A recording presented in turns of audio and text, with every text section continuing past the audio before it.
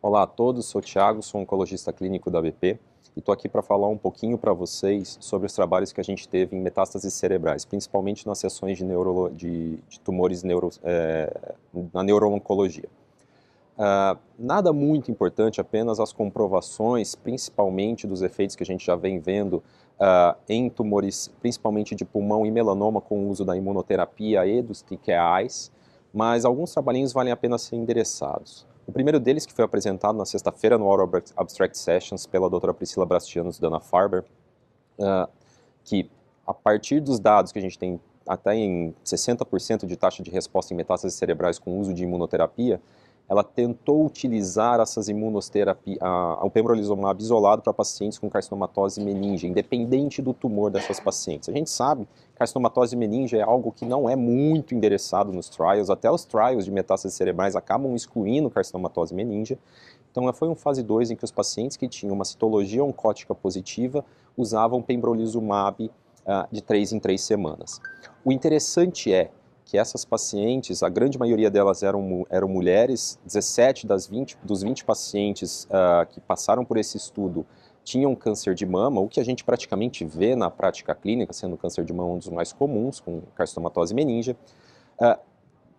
Desses 20 pacientes, 11 estavam vivos após 3 meses, o que é bastante interessante, haja vista que não é uma imunoterapia que ainda esteja em muita utilização para câncer de mama. Segundo ponto, meio agnóstico e não necessariamente baseada em marcadores tipo PDL1, PD1, tumor burden. E também interessante porque a ideia deles era tentar ver se a imunoterapia pode mudar o microambiente tumoral, o microambiente do fluido cerebral. E o que foi visto depois em algumas análises dos clusters de célula é que após o uso de imunoterapia, quando você faz a coleta e a citologia desses pacientes, você acaba vendo que a grande maioria dos tumores que não tinham infiltração inflamatória tem, tanto de macrófagos quanto de linfócitos, ou seja, talvez seja uma área que vale a pena ser investigada. Os outros trabalhos que eu vou endereçar um pouquinho, uns de biologia molecular e os outros, na verdade, um pouquinho mais de prática, alguns posters que foram apresentados aqui, um deles, do grupo de Tennessee, que é bastante interessante, que eles compararam as mutações dos pacientes de metástase cerebral ou do primário, pacientes com tumores de pulmão metastáticos. Interessante é que eles viram que as metástases cerebrais apresentavam as mesmas porcentagens de mutações do RAS, do MET, do ALK, do ROS, mas quando você pega a carga mutacional desses pacientes, é muito diferente. Cerca de 40% dos pacientes que têm metástase cerebral de tumor de pulmão, eles têm um tumor mutational burden high. Ou seja, isso é muito interessante, porque provavelmente pode ser um alvo de terapia, independente se o primário tem ou não um tumor mutational burden high.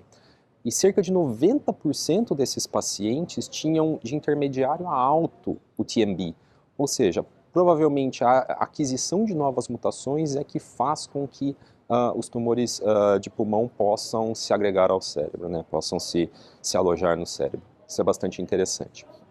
Outra coisa que a gente acabou vendo foram os efeitos que a gente tem depois do uso da imunoterapia. Um trabalho populacional feito com base no registro de câncer americano, em que foram levantados os pacientes que tinham melanoma e metástase cerebral e foi comparada a sobrevida desses pacientes antes e depois da aprovação das novas terapias, sejam elas os inibidores do BRAF ou a imunoterapia.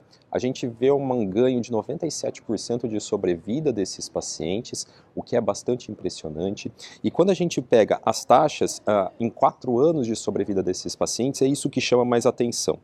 A gente tinha 7%, a gente passou a 14% de sobrevida desses pacientes em 4 anos, extremamente chamativo, mas o mais legal ainda, pacientes que só tinham metástases cerebrais com melanoma, eles tinham 16% de sobrevida em 4 anos e hoje eles têm em torno de 51% de sobrevida, mostrando que talvez esse seja o subgrupo de pacientes de melanoma que a metástase cerebral por si só não é um marcador de pior prognóstico. 50% de sobrevida em 4 anos é bastante impressionante.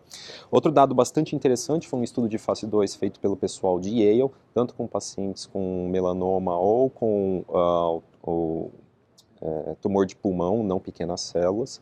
Esses pacientes eles foram acompanhados num estudo fase 2 com o uso de pembrolizumab, ainda na dose antiga de 10 mg por quilo, mas de qualquer maneira, os pacientes que tinham PDL1 ou não tinham PDL1 recebiam pembrolizumab e as metástases cerebrais eram acompanhadas. Esses pacientes podiam ter tido terapias sistêmicas prévias ou não, mas o mais importante, esses pacientes eram assintomáticos das metástases cerebrais. O que foi mostrado é que 30% desses pacientes respondem e, mais impressionante ainda, 30% desses pacientes estão vivos em 2 anos. Consequentemente, mostra que não utilizar de radioterapia em pacientes que têm metástases assintomáticas e com o uso de imunoterapia pode ser uma remissão de longo prazo cerebral ou um controle de longo prazo cerebral, mostrando que a gente pode deixar realmente a radioterapia para resgate. Como consequência desses trabalhos, a gente também tem que pensar em algumas outras coisas. A gente tem que pensar nos efeitos colaterais que a gente tem relacionados à imunoterapia para metástases cerebrais, principalmente quando associadas ou não à radioterapia. E com isso, um trabalho apresentado também no Poster Discussion Sessions, em que pacientes que recebiam imunoterapia 3 meses antes ou 3 meses depois de uma radioterapia, eles eram, por um registro, nada prospectivo, mas por um registro visto se tinham ou não déficits cerebrais associados ou efeitos cerebrais, efeitos colaterais do sistema nervoso cerebral associado. E o que foi visto é que em torno de 40% desses pacientes têm sim efeitos colaterais relacionados ao cérebro. Esses efeitos colaterais podem ser ou edema, visto em ressonância, mesmo que assintomático, ou pode ser déficit neurológico propriamente dito, ou até um aumento de corticoides, o que na imunoterapia é bastante importante, porque é um dos critérios que a gente faz para dificultar, na verdade é um dos critérios que faz uma falha de tratamento por aumento da dose de corticoide. O que foi visto é que na maioria desses pacientes o que se tem é realmente um déficit neurológico, cerca de 40 a 50% desses pacientes têm um déficit neurológico, infelizmente isso não está muito bem explicitado porque é baseado em registros e não necessariamente uma coorte, mas mostra que apesar de tudo o benefício é tão grande do uso da imunoterapia que a gente vai ter que aprender a lidar com isso. Provavelmente com novos trabalhos que devem estar saindo por aí, com o uso de anti-VEGFs como controle de edema e não mais corticoide. Além disso, uma das coisas que a imunoterapia para metástases cerebrais traz para a gente é uma dificuldade na avaliação de resposta desses pacientes. A gente, assim como a gente já vê nos glioblastomas multiformes, há muita dificuldade entre a definição de pseudoprogressão ou se isso, na verdade, é uma progressão real. E um grupo também mostrou num pôster que provavelmente 30% desses pacientes, 20 a 30% desses pacientes, têm uma alteração na ressonância magnética que levam a pensar em pseudoprogressão. E por que levam a pensar em pseudoprogressão? Porque elas mantêm a mesma característica que a gente vê de pseudoprogressão em glioblastomas, ou seja, a gente vê uma perfusão mais baixa, a gente vê uma perfusão basicamente fria ou pouco quente nesses pacientes, e também vê um aumento muito importante do flare e da contrastação com gadolinium. Consequentemente, a gente precisa realmente ficar de olho nos critérios tipo iRANO e outros critérios de acompanhamento de lesões cerebrais, para que com a imunoterapia a pseudoprogressão seja avaliada com calma, deixa-se por tempo ver se esse benefício se mantém, porque a gente pode ter respostas mais tardias e que são respostas bastante importantes quando a gente tem taxas de 60% de resposta em alguns trials de melanoma com combinação de imunoterapia. Pessoal, era isso que eu queria trazer para vocês e estamos na ASCO, aproveitando e qualquer outra coisa a gente vai trazer para vocês. Muito obrigado.